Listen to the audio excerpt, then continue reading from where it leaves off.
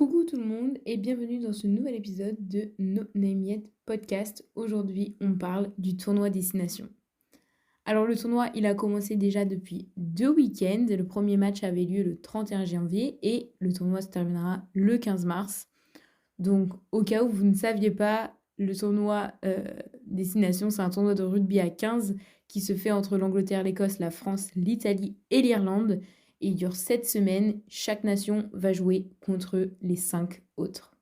Donc avant de parler de cette édition du tournoi, je voulais faire un petit récap historique.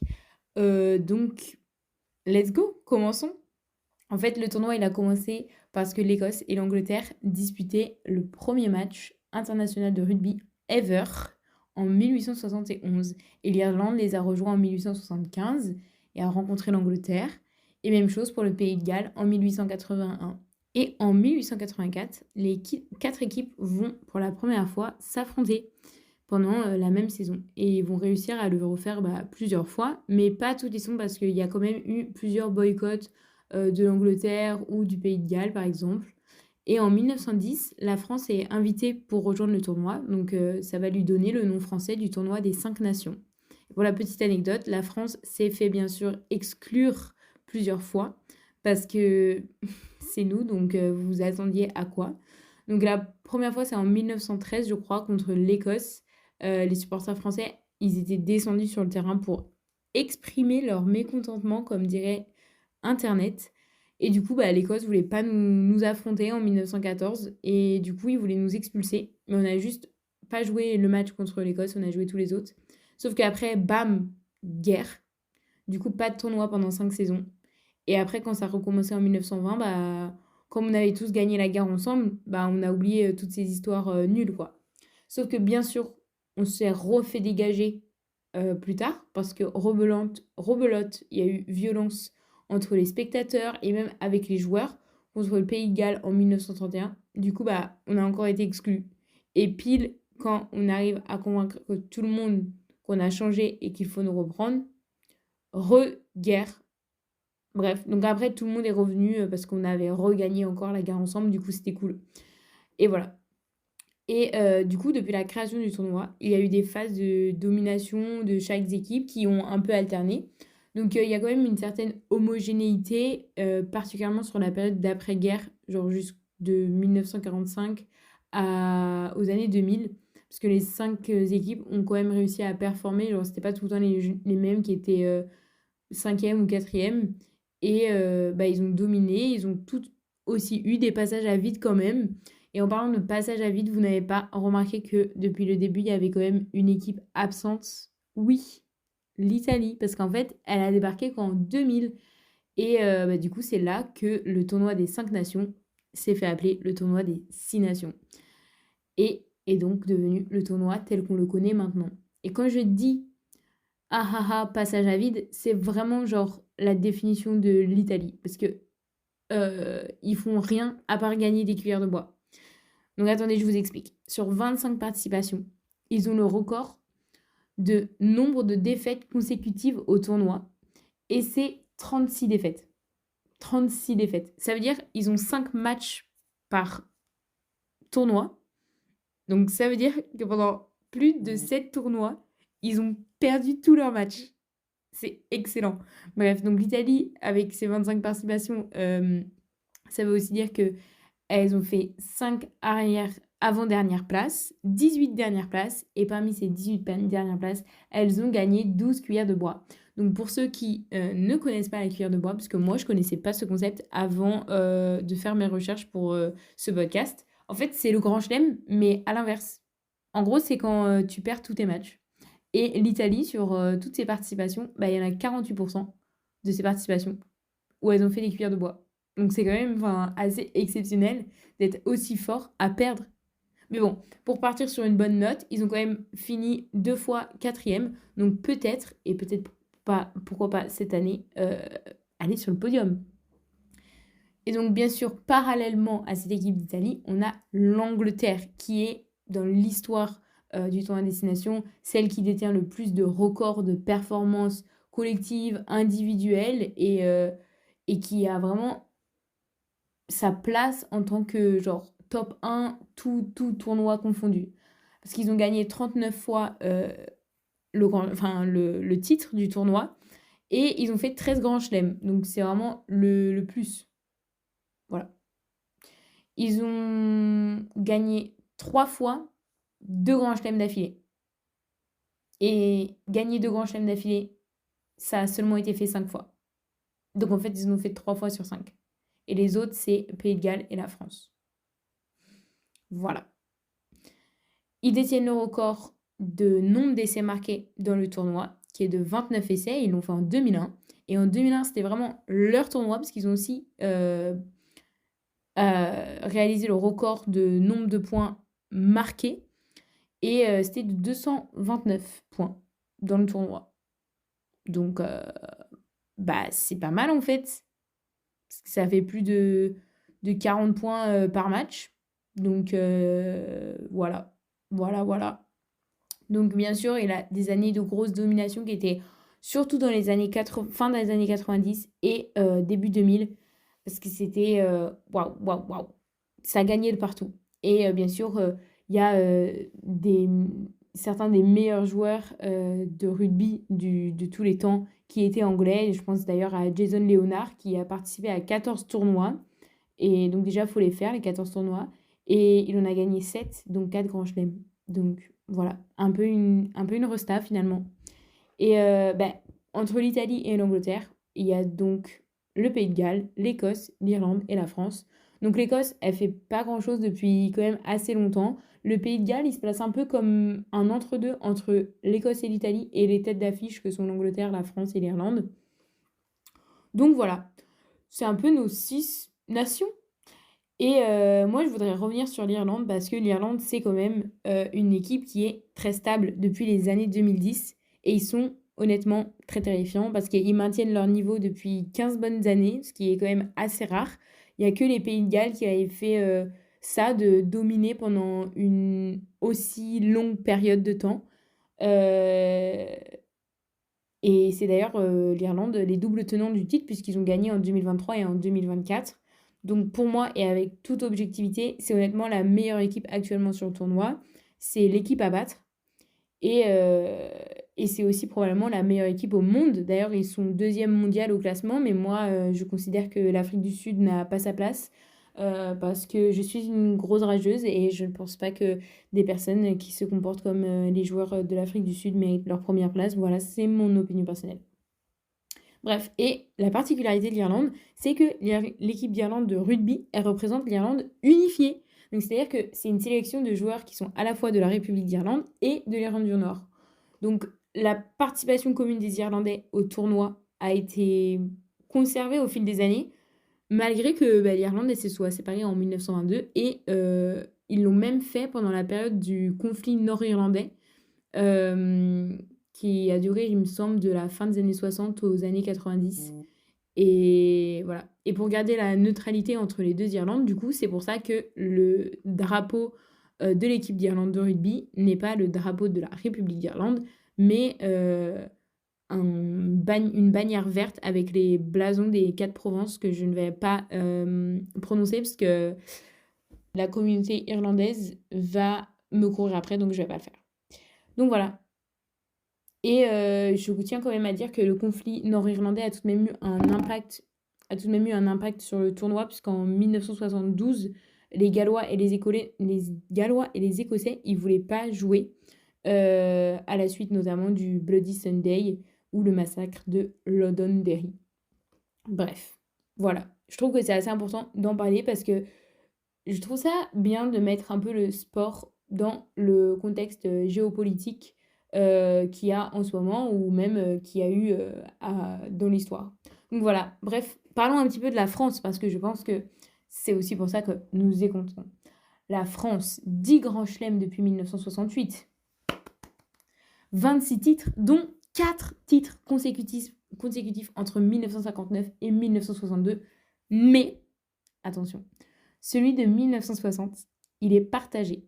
Parce que à l'époque, le comptage des points, il n'était pas hyper évolué. Et du coup, il y avait régulièrement des égalités. Donc, ça pouvait arriver que le titre était décerné à 2 équipes. Et ça a été le cas en 1960, mais on a quand même gagné 4 fois d'affilée. Bref, à la création du tournoi Destination, donc en 2000, la France est à son prime. Elle partage ses victoires avec l'Angleterre et l'Irlande, comme actuellement finalement. Et puis les années 2010 sont légèrement marquées par la régression de l'équipe de France, parce qu'elle gagne rien en dehors de sa deuxième place en 2011 au tournoi. Mais ça déjà, je trouve ça assez marrant parce que moi, avant de me renseigner, franchement, je me serais jamais souvenu qu'on n'a pas été bon à un moment. Mais maintenant que je le sais et que c'est revenu dans ma mémoire, bah en fait, je me souviens que mon père, quand même, il regardait les matchs en dormant sur le canapé quand j'étais petite. Et maintenant, bah, il dort beaucoup moins. Donc je pense que ça veut dire que les matchs de l'équipe de France sont genre mieux, quoi. Non? Je sais pas. Bref, le renouveau a commencé en avril 2019 en nommant un nouveau sélectionneur, Fabien Galtier. Il est aussi célèbre pour ses qualités de coach, sa personnalité un peu déroutante, que pour ses lunettes. Bref, d'ailleurs, Fabien Galtier, si vous n'étiez pas au courant, c'est un ancien demi de mêlée français. Bon, voilà. Et c'est lui qui a mené le 15 à la victoire du tournoi en 2002. Et d'ailleurs, c'est donné à la France la première victoire en Grand Chelem du tournoi Destination depuis l'arrivée de l'Italie. Donc, trop fort ce petit Fab. Trop Fab ce Fab. Qu'est-ce que je suis marrante. Bref, depuis son arrivée à Fabien, on a fait 5 tournois et la France a gagné le tournoi en 2022 avec un petit chelem. Bon, pas ouf, mais bien quand même. Et quand même, il y a un Français qui a obtenu 3 fois le titre de meilleur joueur du tournoi. Et c'est le deuxième joueur de l'histoire à l'avoir fait.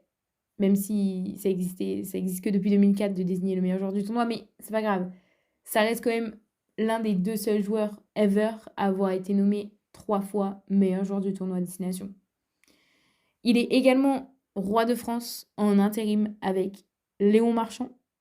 J'ai nommé bien sûr Antoine Dupont.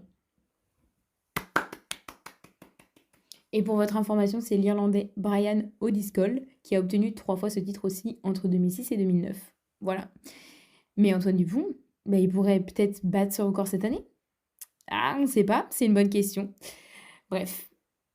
Pour continuer un petit peu sur la France, là on parle de trucs qui sont tout beaux, tout roses, waouh, sympa. Mais pour être complètement honnête, ce tournoi il est quand même assez marqué par plusieurs affaires qui touchent la Fédération française de rugby, la FFR, et qui déséquilibrent un petit peu l'ambiance et l'équilibre du 15 pour ce tournoi. Donc la première chose, c'est d'abord la pression de la presse et du public sur les méthodes de la FFR à gérer les joueurs et particulièrement les équipes espoirs. Donc ça fait suite à la noyade de Mehdi Nadjissi, un espoir français qui avait 17 ans. Il évoluait à Toulouse et il faisait partie du 15 de France U18.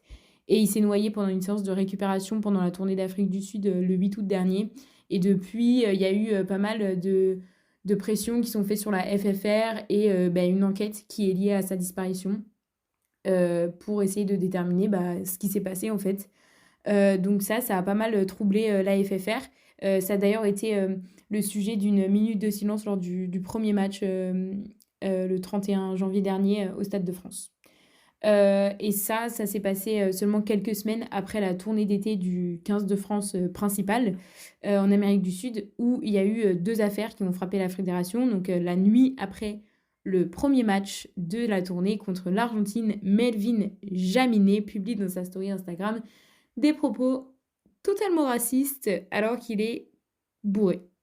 Et du coup, il va être sanctionné immédiatement de 34 semaines d'arrêt et d'intérêt général par la FFR. Et il a repris des entraînements avec Toulon du coup en janvier. Et il est d'ailleurs sujet aussi à une nouvelle polémique sur son transfert de Perpignan à Toulon qui a été fait en 2023 sur les fonds, etc. Donc encore hyper sympa pour lui. Mais bon, écoute, c'est tout ce qu'on mérite quand on est raciste. Et du coup, Galtier n'a pas souhaité le sélectionner pour ce tournoi pour ces raisons, parce que ça ne correspond pas avec les valeurs de la FFR.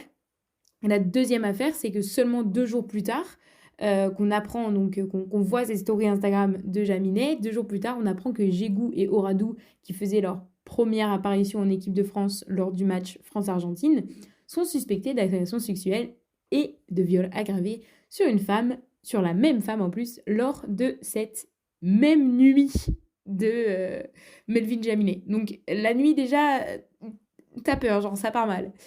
Et du coup, ils sont arrêtés et détenus en Argentine pendant près de 1 mois et demi. Je crois que c'était début juillet, 12 juillet, et ils sont venus en France le 4 septembre. Et ils ont été suspendus par la FFR en attendant le verdict de la justice argentine. Mais Oradou a quand même fait son retour en octobre en jouant son premier match avec son club Pau. Donc en octobre, alors que le rendu de la cour a été donné le 10 décembre et il s'agissait d'un non-lieu. Donc les deux joueurs ont pu être sélectionnés pour le tournoi Destination. Ce qui est en fait, enfin, on doit croire à la justice.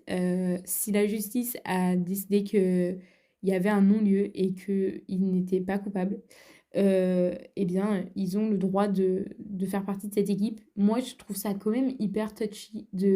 Ça revient en fait, l'affaire de Zverev que je parlais dans mon épisode sur l'Open d'Australie. Pour moi, je trouve ça hyper touchy quand même, ce genre de choses, parce que même si techniquement, ils ne sont pas jugés coupables, on sait que la probabilité de ces affaires pour que le coupable soit vraiment jugé coupable est faible. Et donc, enfin, moi, je trouve que ça décrédibilise un petit peu la FFR. Et ça me fait un peu poser des questions. Enfin, genre, je suis un peu mal à l'aise avec le fait qu'il soit dans cette équipe, pour être totalement honnête. Enfin, malgré cela, il y a tout de même un retour qui fait plaisir. C'est celui de Ntamak. Il est absent depuis le tournoi Destination de 2023 parce qu'il s'est fait une liaison du ligament croisé lors de la prépa à la Coupe du Monde en 2023 aussi. Et du coup, il n'a pas pu participer à la Coupe du Monde ni au tournoi de l'année dernière. Donc, trop content d'avoir pu le retrouver, même si ça a été très court, parce qu'il s'est fait sanctionner vers la fin, genre à la deuxième mi-temps de France-Pays de Galles. Et du coup, sa sanction a été prolongée contre l'Angleterre, mais a priori, il sera de retour contre l'Italie. Donc, je suis très contente de pouvoir le retrouver. Voilà. Ntamak, il peut sauver la France. Je crois en toi, mon frérot. Bref, avant le début du tournoi, on pouvait espérer plusieurs choses pour chacune des équipes. Une troisième place pour l'Italie. Antoine Dupont, quatrième fois MVP. Et l'Irlande, première fois de l'histoire du tournoi Destination, et du tournoi de manière générale, même pas Destination, mais des 5 nations aussi, qu'une équipe gagne 3 victoires non partagées de manière consécutive. Haha. L'Angleterre ou le Pays de Galles qui pourrait prendre la tête du nombre de titres parce qu'ils se le partagent actuellement avec 39 titres. Une première victoire en tournoi Destination pour l'Écosse parce qu'elle n'a pas gagné depuis l'arrivée d'Italie dans le tournoi. Et le Pays de Galles ou la France qui pourrait faire le plus de grands chelems aux 6 nations. Parce qu'ils possèdent tous les deux le record. Mais bon, au vu des premières journées, je pense qu'il y en a qui se doutent que certaines de ces choses ne peuvent pas arriver maintenant. Donc, on va faire un petit récap de tout ce qui s'est passé et comme ça, on pourra voir ce qui est encore réalisable. Donc, pour le moment, l'Irlande, elle a gagné ses 2 premiers matchs contre l'Angleterre et l'Écosse et elle est en tête du classement. Les Pays de Galles, eux, sont tout à la fin puisqu'ils ont perdu leurs 2 premiers matchs contre la France et l'Italie. Et du coup, l'Italie, l'Écosse, l'Angleterre et la France ont tous gagné un match sur les deux. Toutefois, c'est important de noter qu'au tournoi Destination, on gagne 3 points quand on gagne et 0 point quand on perd et 1 point quand il y a égalité. Jusque-là, pas de problème, c'est très simple. Mais en plus, les équipes elles peuvent avoir des points bonus quand on met 4 essais ou plus lors d'un match ou quand on perd de moins de 10 points d'écart avec l'équipe adverse. L'Angleterre et la France, elles ont récupéré des points bonus sur leurs 2 matchs. Donc, ils sont très proches de l'Irlande. Donc, elles sont très proches de l'Irlande. Et lorsqu'il y a égalité des points, c'est le goal average qui compte. Le goal average, c'est la différence entre les points qu'on a mis et les points qu'on s'est pris pendant tout le tournoi. Et du coup, la France, comme elle a gagné 43-0 et qu'elle a perdu qu'avec 1 point d'écart, elle a plus 42. Ce qui est vraiment considérable. Parce que le classement du goal average, c'est vraiment eux les premiers. Et ensuite, c'est l'Irlande avec 19 points. Donc, pour vous mettre un petit peu un ordre d'idée que c'est énorme. Et du coup, l'Angleterre, elle est pas ouf parce qu'elle est en négatif, je pense. Et comme j'ai dit, l'Irlande est à plus 19. Donc voilà, maintenant à quoi on peut s'attendre pour la suite? Je pense que l'Irlande va gagner ses matchs contre le Pays de Galles et l'Italie. La France va gagner contre l'Écosse et l'Italie. L'Angleterre va gagner contre l'Écosse, l'Italie et le Pays de Galles. Et l'Italie va gagner contre l'Écosse. Et l'Écosse, du coup, va perdre contre le Pays de Galles. Donc je pense qu'il n'y aura pas de cuillère de bois. Cuillère en bois? Cuillère de bois? J'ai perdu comment on dit. Bref, en tout cas, dans tous les cas, je pense qu'on sera sur une fin de classement en mode Pays de Galles dernier, 5e Écosse, 4e Italie, voilà. Et le haut du classement, ça dépendra du résultat France-Irlande. Si l'Irlande gagne ce match, clairement, ils font le grand chelem et là, il n'y a rien à faire, quoi. Il faut juste espérer pour la France que les Anglais ne vont pas se foutre par là et nous voler la 2e place. Parce que flemme d'être 3e, en fait. Mais si la France arrive à dominer, avec un bonus offensif en plus, parce que c'est tout le temps bien d'avoir des bonus, elle serait en très bonne position pour gagner le tournoi. Parce que du coup, elle aurait perdu qu'un match. Et donc, l'Angleterre, la France et l'Irlande auraient tous perdu un match. Et comme on sait, la France part déjà très bien avec un goal average qui est très haut. Mais bon, après, tout ça, ça dépend des autres matchs. Parce que, comme j'ai dit, il y a pas seulement défaites et victoires, il y a aussi les points bonus. Et il y a aussi ce fameux goal average qui est quand même très volatile au rugby, plus qu'au foot, parce que ça se joue tout le temps à quelques buts. Là, au rugby, tout peut aller très très vite. Donc, bien sûr, j'aimerais bien que la France gagne contre l'Irlande, déjà parce que je suis pour la France, mais aussi car ça pourrait apporter un peu de suspense jusqu'à la dernière journée. Parce que moi, j'en ai un peu marre de tout savoir à l'avance. Donc, avec 3 équipes qui auraient une défaite et aucune qui vont jouer contre pendant le dernier match, parce que le dernier match se joue tous en même temps. Et pour pas qu'il y ait de calcul de points. Et en fait, la France, l'Angleterre et l'Irlande, ils ne joueront pas contre. Donc, ce sera vraiment les 3 premiers contre les 3 derniers, en fait, d'après mes calculs. C'est extraordinaire, c'est génial, j'adore. Bref, en tout cas, en termes de ce qui est réalisable par rapport à ce que j'ai dit tout à l'heure, je crois en l'Italie pour faire une 4e place. Genre, je pense pas qu'elle va réussir à faire une 3e place comme voilà, on aurait pu espérer au vu de son démarrage. Mais compte tenu des équipes en face, je pense qu'elle peut quand même, tenter la 4e place. Et ça sera très bien pour elle parce qu'elle l'a fait que 2 fois dans son histoire. Donc, ça serait un super résultat. Et je pense qu'en plus, l'Italie est quand même sur une pente ascendante. Depuis 2022, je trouve qu'elle se débrouille de mieux en mieux dans le tournoi. Donc, voilà. Ensuite, bien sûr, c'est mort pour le Pays de Galles et la France pour battre le nombre de grands chelems parce que ils ont tous les deux perdu un match, voire 2 pour le Pays de Galles. Et c'est mort aussi pour l'Écosse pour obtenir sa première victoire en tournoi destination parce qu'elle n'a pas pris un point bonus sur ces 2 matchs et elle doit toujours affronter la France et l'Angleterre qui vont probablement lui en faire baver. Donc, je pense que c'est mort pour elle. L'Irlande, elle est toujours dans la voie pour être la première équipe à remporter pour la première fois le tournoi 3 fois d'affilée seule. L'Angleterre peut toujours gagner le tournoi et prendre la tête du nombre de titres. Et pour Antoine Dupont, alors, il peut encore aller chercher le 4e titre de meilleur joueur du tournoi grâce à un match très solide contre les Pays de Galles. Mais il était quand même assez décevant, comme le reste de l'équipe finalement, contre l'Angleterre. Donc personnellement, je pense que côté français, BLL, donc non, LBB. Pourquoi j'ai dit BLL? N'importe quoi, c'est LBB. Louis Biel Biarré. Et moi, je préfère l'appeler LBB parce que je trouve que c'est trop long à dire. Donc LBB, très fort. Anti-Sogbe, aussi très étonné. Ce gars, je le connaissais pas trop. Enfin, j'avais pas l'impression d'avoir été marqué par lui. Mais vas-y, il nous a fait un triplé contre le Pays de Galles. Pas mal. Ramos, bien sûr, Ramos. Mais que dire de Ramos, à part le fait que ce soit le meilleur buteur de l'équipe de France, et je pense de l'histoire même. Exceptionnel. Je l'aime d'amour. Vraiment, heureusement qu'il est là. Aldrit, très gros match aussi contre les Pays de Galles. Et Penaud, vraiment une très belle perf contre l'Angleterre. Peut-être que c'était le seul joueur qui a joué, on ne sait pas. Donc voilà, je pense que côté français, on est plutôt pas mal. Avec le retour d'Entamac aussi, parce que malgré son erreur contre le Pays de Galles, moi je trouve qu'il a quand même bien joué. Donc j'ai très hâte qu'il revienne dès le week-end, dès dans 10 jours, parce que le week-end prochain, il n'y aura rien. Donc voilà. Mais pour moi, les grands prétendants au titre d'après ces 2 premières journées, ça reste Ben Earl, qui est un ailier, je pense, anglais.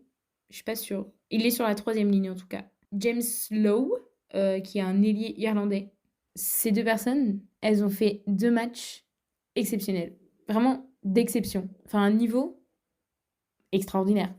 Je suis un peu éblouie. Donc je pense que honnêtement, à part si Antoine Dupont genre, se réveille et nous remet des claques comme il a fait cet été avec ses performances, je pense que ça va lui échapper et ça ira à Ben Earl ou à James Lowe. Mais bon, je sais pas. Je sais pas. Donc voilà, c'est tout ce que j'avais à dire. J'espère qu'on va passer à un bon tournoi, qu'il va y avoir du suspense. Et voilà. Et en tout cas, n'hésitez pas à aller voir sur le compte Instagram du podcast pour avoir un petit peu un suivi sur tout ce qui va se passer pendant le tournoi. Et voilà. Et d'ailleurs, en parlant du compte Instagram, j'ai mis un petit peu des follow-up sur mon podcast de la semaine dernière concernant le Super Bowl. Et notamment hier, en tout cas lundi, à la suite de ce match, j'ai fait un petit récapitulatif et je vais vous raconter et aller peut-être un peu plus en détail maintenant pour vous raconter un peu mes petites infos de la semaine.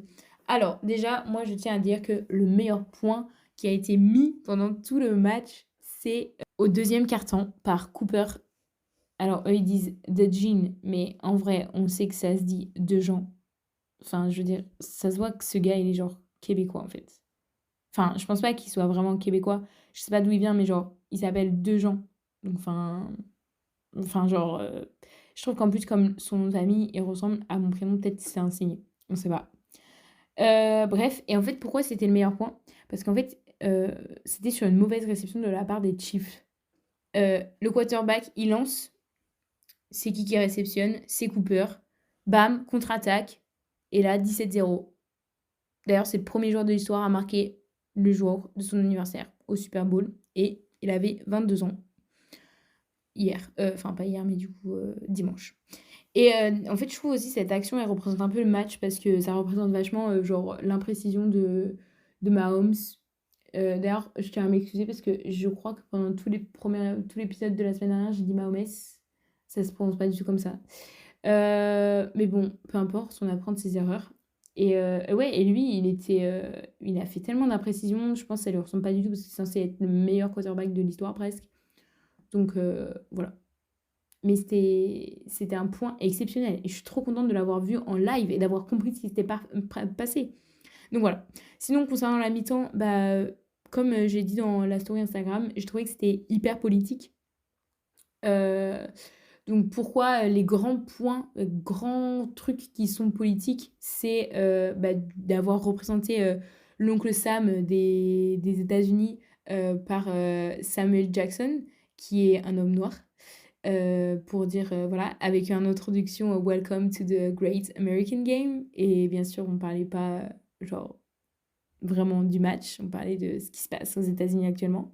La représentation du drapeau américain avec les danseurs noirs, leurs habits. Et encore une fois, genre, pareil, hyper politique.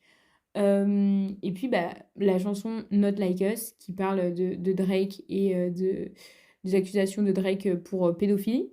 Et moi, je trouvais ça assez marrant de chanter cette chanson devant Trump, qui est accusé de viol, on le rappelle. Enfin, d'agression sexuelle, mais bon, c'est juste une manière plus jolie de dire viol. Donc voilà, mais en dehors de ça, déjà, enfin, pareil, le diss track, parce que Not Like Us, il faut pas l'oublier, c'est un diss track de Drake, et c'était exceptionnel parce qu'il a ramené Serena Williams, qui apparemment, je l'ai appris, Et l'ex de Drake, donc quand même, ça je dis ça, mais je l'ai vu sur les réseaux sociaux, donc je vais me permettre de fact-check en direct sur Google si vraiment Serena Williams et Drake, ils sont sortis ensemble à un moment donné. Ils sont vraiment sortis ensemble. Paris Match le dit, donc c'est vrai. Euh, Exceptionnel. Faire venir Serena Williams, ex de Drake. Ouais, et SZA et Drake, bien sûr, ils sont ex et apparemment elle était mineure. D'où le Minor qui était exceptionnel. Vraiment, il était déjà exceptionnel quand la musique est passée aux Grammys. Parce que en plus, aux Grammys, genre, les gens qui chantent, bah, ils sont tous chanteurs. Du coup, ça avait vraiment une chorale, quoi. Mais là, quand il l'a chanté, il y avait ce passage dans le stade. Mais tellement c'était fort là. C'était exceptionnel. Du coup, voilà. J'ai trouvé que la perf, de manière générale, était cool. C'était cool parce que voilà, je trouvais que c'était bien pensé. Mais personnellement, j'ai pas trouvé ça waouh. J'aurais aimé. Peut-être. En fait, les musiques, c'est ce à quoi je m'attendais globalement. Mais je sais pas si j'aurais fait dans cet ordre-là, en fait, pour mettre l'ambiance. Aussi, j'étais vraiment déçue qu'il y ait que, genre, 20 secondes de All the Lights avec Sisa. Genre, j'ai trouvé que c'était vraiment le meilleur parti. Donc voilà. Et enfin, le dernier truc que je voulais dire, c'est que j'ai remarqué, après la sortie du podcast, que l'engouement était quand même plus autour des Eagles. Et du coup, j'ai essayé de comprendre un petit peu. Et il y a un peu de choses qui l'expliquent. C'est d'abord le truc le plus simple, c'est que bah, les Chiefs, ça fait longtemps qu'ils gagnent. Et du coup, bah, enfin, les gens, ils sont. Vous savez comment moi je suis. J'adore good underdog story. J'adore quand c'est les gens qui n'ont pas l'habitude de gagner, qui gagnent, parce que je trouve ça beaucoup mieux. Genre, ça fait plus de surprises, c'est plus émouvant et tout. Et donc, je pense qu'il y avait ça. À un moment donné, les gens en avaient un peu marre d'entendre tout le temps parler des Chiefs. Et la deuxième chose, c'est que, comme je l'ai dit, l'audience de la NFL, elle est en train de s'élargir parce qu'il y a plein de pop girlies qui sortent avec des joueurs, et particulièrement Taylor Swift, qui, je pense, a grandement participé à cette expansion de l'audience. Et, et du coup, je pense que les gens s'attendaient à ce que, comme les meufs viennent grâce à Taylor Swift, enfin, des meufs viennent grâce à Taylor Swift, ils s'attendaient à ce que ces meufs-là soient pour les Chiefs, parce que bah, son mec à Taylor Swift joue pour les Chiefs. Sauf que, en fait, la communauté de Taylor Swift est quand même vachement caractérisée par sa jeunesse de respect, de non-discrimination, non-racisme, non-homophobie. Et du coup, euh, bah, les Chiefs, ils représentent pas vraiment ça, contrairement aux Eagles. Il y a eu plusieurs remarques de certains joueurs qui sont pas trop passés auprès de cette communauté. Et, et à l'inverse, les Eagles, ils représentent totalement ce que cette population recherche, parce que, bah, tout simplement, par exemple, le quarterback a une équipe de management entièrement composée de femmes à 100%. L'équipe des Eagles avait gagné en 2018 quand Donald Trump était président, et ils ont refusé d'aller voir le président, ce qui est la seule équipe qui a fait ça, puisque c'est généralement dans le protocole de genre rencontrer le président après la victoire, et ils ont refusé. Donc j'ai hâte de savoir s'ils vont faire la même chose cette année, parce que pour l'instant je ne le sais pas à l'heure où j'enregistre.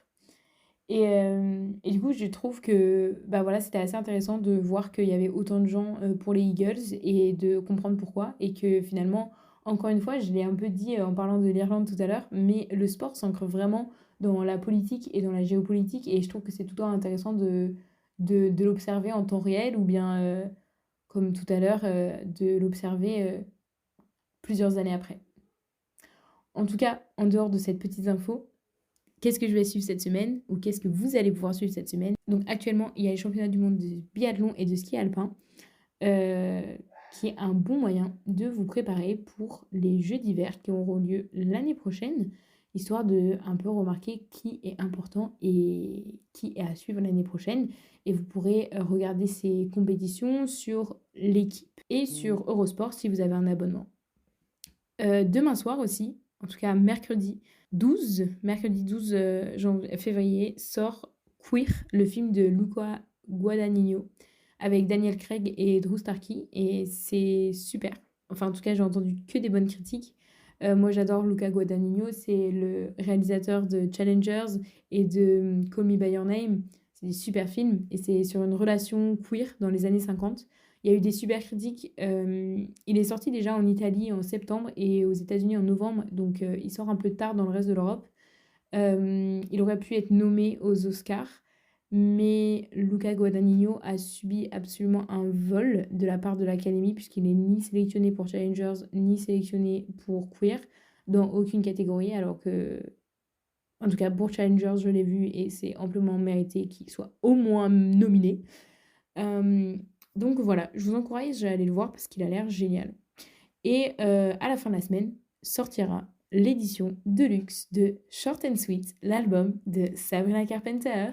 Et attention, j'ai trop hâte parce qu'elle a fait un teasing et elle a mis la tracklist avec toutes les musiques qu'on retrouvera qui étaient déjà sur l'édition originale de Short and Sweet et sur les peut-être 5 ou 6 autres titres qu'il y aura. Je sais plus exactement le nombre.